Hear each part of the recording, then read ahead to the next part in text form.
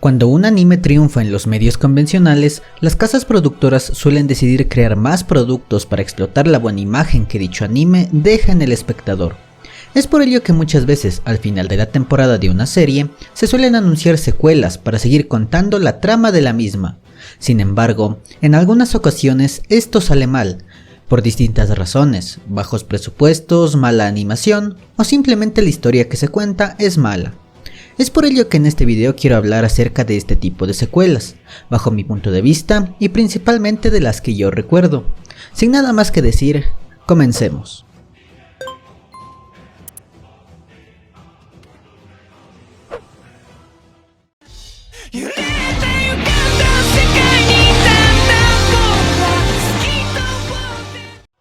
No es un secreto que la primera temporada de Tokyo Ghoul fue bastante mala, pero que seguía siendo un tanto disfrutable, especialmente para aquellos que no habían leído el manga como tal.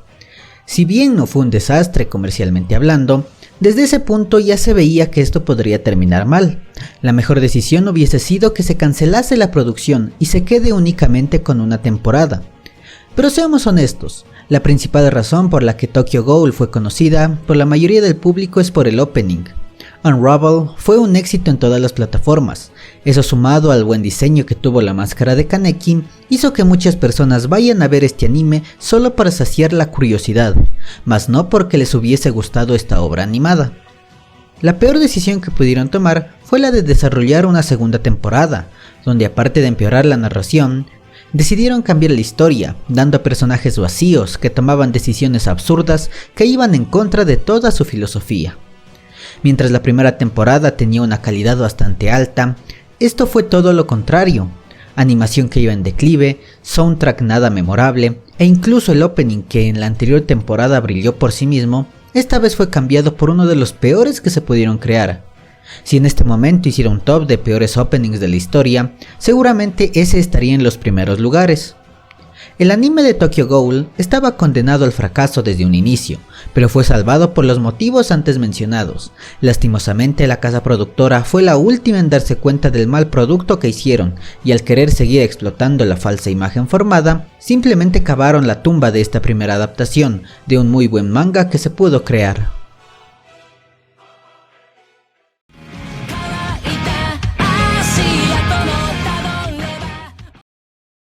El principal problema de Boruto es que ni Kyo Ikemoto, su primer mangaka, ni el mismo Masashi Kishimoto pudieron desarrollar una trama buena e interesante. El declive de la saga de Naruto venía desde hace ya mucho tiempo. La mayoría de espectadores creemos que Naruto debía terminar en la saga de Pain.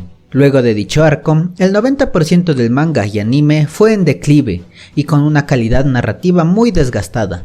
Tanto así que tuvieron que meter a unos extraterrestres de último minuto como villanos finales, alterando significativamente los niveles de poder de este mundo, y que hasta la actualidad carece de sentido. Si Naruto terminó mal, ¿cómo esperaban que iba a funcionar una secuela? Y encima donde los personajes principales ni siquiera tienen un gramo del carisma de sus antecesores. Todos son una simple copia de sus padres y son tan vacíos que no generan nada en el público, solo desinterés.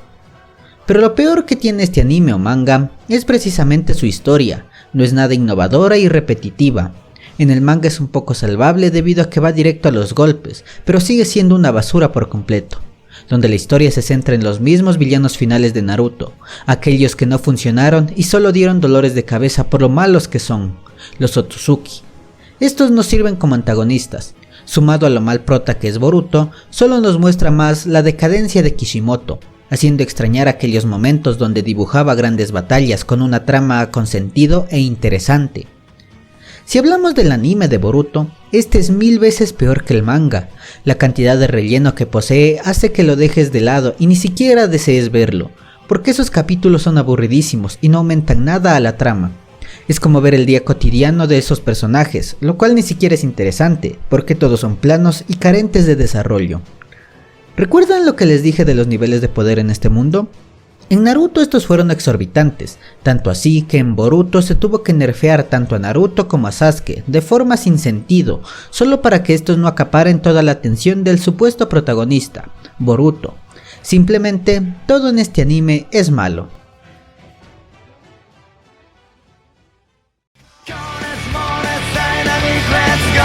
Go! En este puesto quiero hablar exclusivamente del anime, porque el manga sí ha ido mejorando bastante, especialmente en los últimos arcos.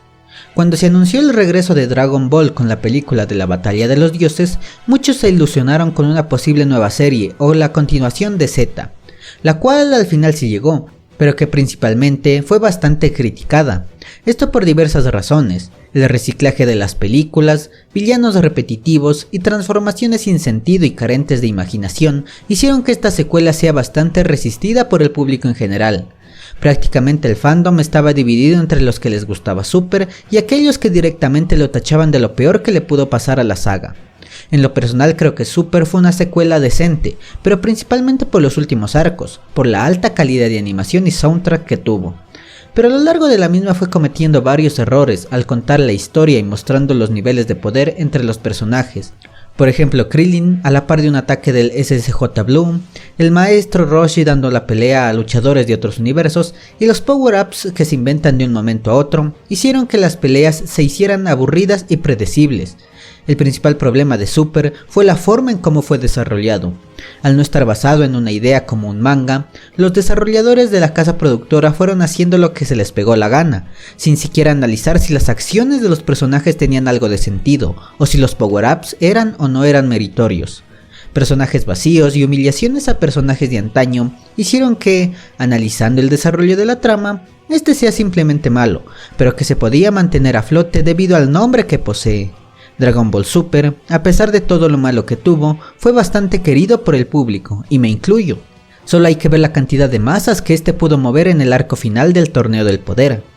Si se anuncia el regreso de Super, esta vez basado en el manga, creo que va a ser mucho mejor y con más sentido que su primera parte, pero tocará esperar a ver cómo se desarrollan las cosas en las próximas sagas.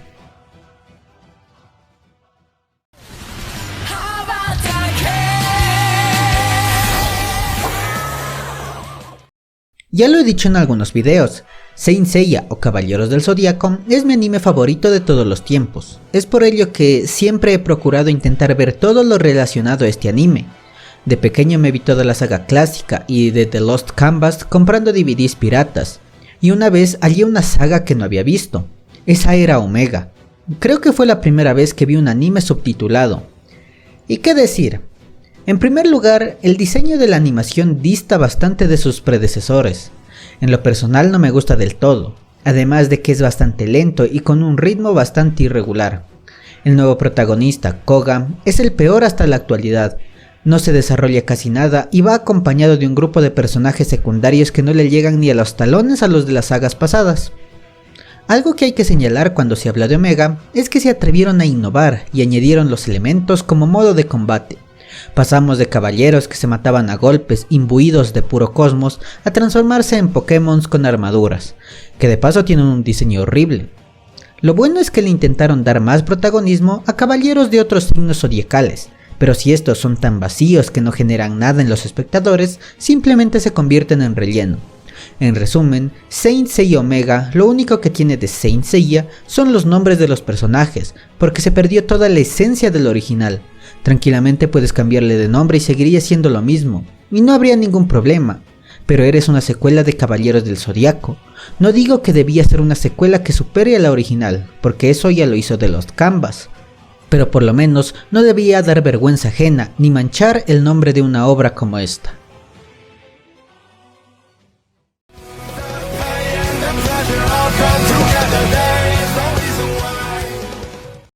Nanatsu no Taizai fue una obra que divide al fandom. A algunos les gusta, otros la odian, y otros simplemente dejaron de verla luego de la pelea entre Meliodas y Escanor. En lo personal soy de estos últimos.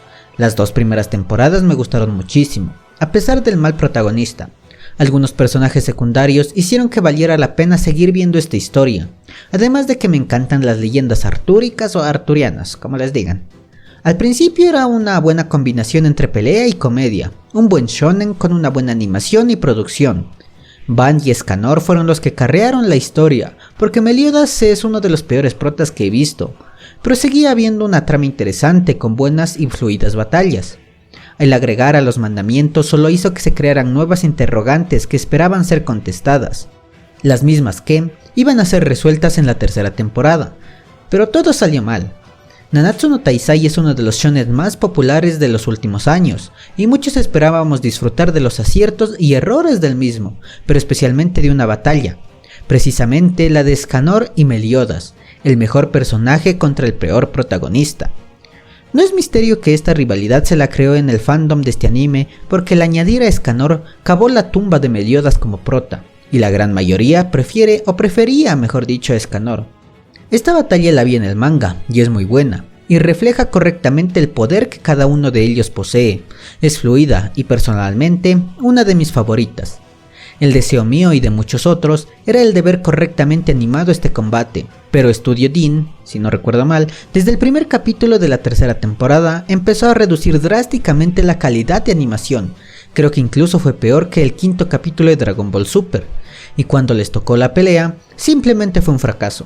Pésimo dibujo, fluidez escasa y falta de ambiente fueron los encargados de sepultar al anime que venía en alza y de un momento a otro cayó en picada. Eso sumado a la decadencia de la historia en el manga, hicieron que Nanatsu no Taizai pasara de ser una promesa en el shonen a ser uno más del montón, el cual fue carreado por personajes secundarios. Como hemos podido ver, las secuelas en el anime no siempre salen bien. Algunas pueden llegar a acabar con una saga completa. Es por ello que las casas productoras deberían dejar de centrarse únicamente en el dinero que producirán y ofrecer un producto con una buena calidad. Es la única forma con la que estarán asegurando sus ingresos estables, y de esta forma ganamos todos. Nosotros recibimos un anime bien hecho y ellos reciben el dinero por parte de los espectadores. Esperemos que las secuelas de nuestros animes favoritos se hagan correctamente. Sería una pena lanzar a la basura un anime que tanto nos ha marcado.